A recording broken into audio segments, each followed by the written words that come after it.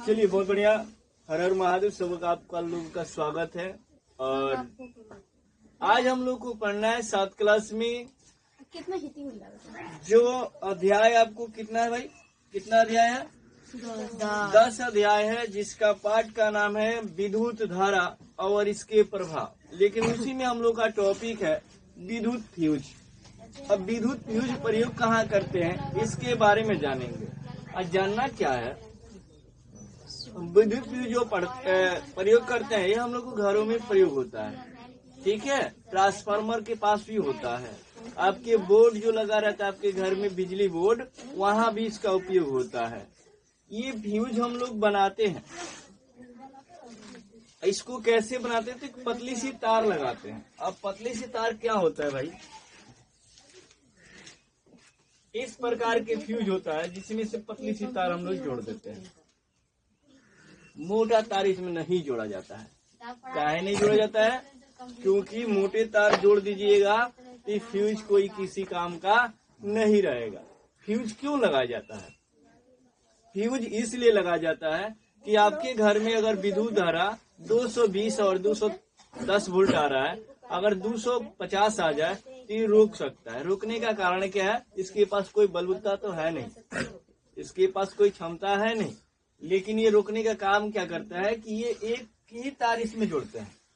जब एक तार जोड़ते हैं तो ज्यादा वोल्टेज आता है, यानी 240, ठीक है, या 250 आ जाए तो ये क्या करता है कि इसकी क्षमता उतना रोकने का नहीं है, यही गल जाएगा। ये जल जाता है, यानी गल जाता है तो टूट जाता है। जब टूट जाएगा तो विद्युत धारा इधर से उधर नहीं जाएगा। तो आपके घर के जितने भी बिजली बल्ब है, टीवी है, सारे बच जाते हैं। ज्यादा वोल्टेज आने के बाद ये जलकर गिर जाता है, यानी टूट जाता है।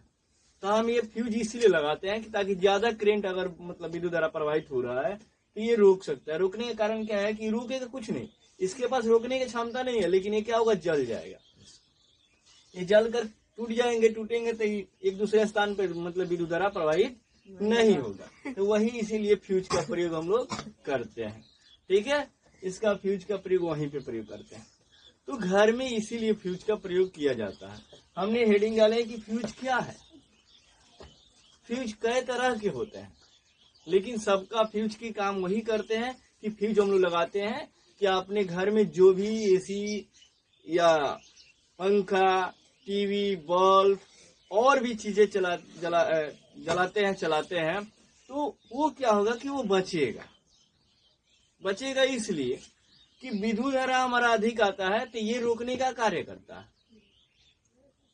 ये टूट जाएगा, अधिक विद्युत धारा होगा तो उसको रोकने की क्षमता है 210 या 220 या 110, ऐसे रोकने की क्षमता हम इसको देंगे। ज्यादा 240 देंगे तो रोक पाएगा? नहीं रोक पाएगा। तो हम लोग हार मान जाते हैं, ये टूट जाएगा।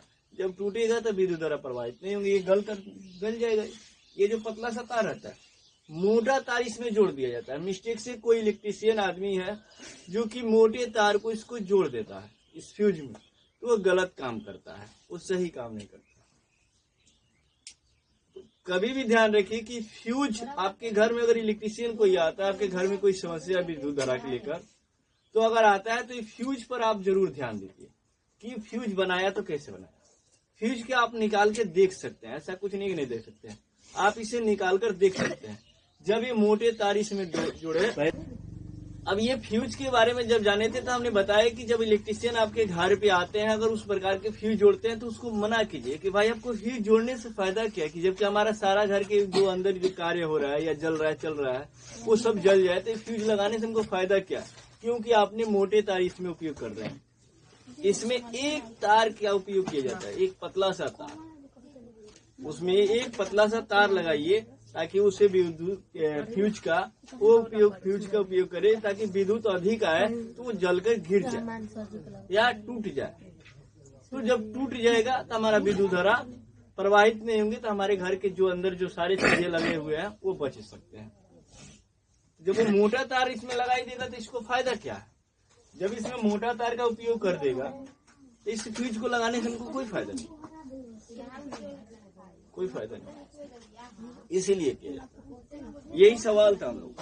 अब इसमें देखिए क्या कहा हमने आपको सारा समझा दिया है कि विद्युत फ्यूज क्या है, वही इसमें लिखा हुआ है। देखिए